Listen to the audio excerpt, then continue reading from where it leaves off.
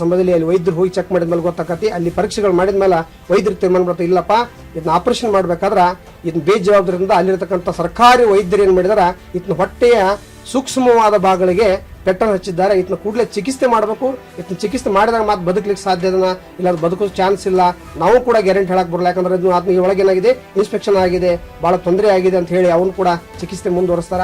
ಚಿಕಿತ್ಸೆ ಮುಂದೆ ಸುಮಾರು 1 ತಿಂಗಳ 36 ದಿನಗಳ ಚಿಕಿತ್ಸೆಯನ್ನ KL ಆಸ್ಪತ್ರೆಯಲ್ಲಿ ಅವನಿಗೆ ಕೊಡ್ತಾರೆ. ಕೊಟ್ಟು ಆದ್ಮೇಲೆ ಅದನ್ನ ಚಿಕಿತ್ಸೆ ಪಡೆದುಕೊಳ್ತಾನ.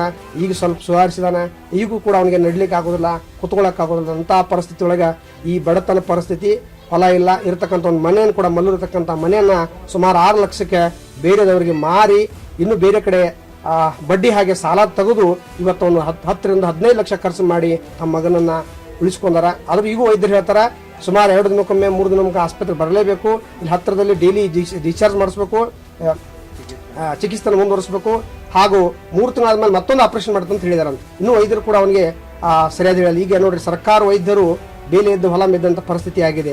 ಯಾಕೆ ವೈದ್ಯರ ನಂತರ ವೈದ್ಯ ನಾರಾಯಣ ಹರಿ ಅಂತಾರ, ವೈದ್ಯರೇ ಈ ತರ ಮಾಡಿದ್ರೆ ಇನ್ಯಾರು ಬದುಕಿಸ್ಬೇಕಪ್ಪ?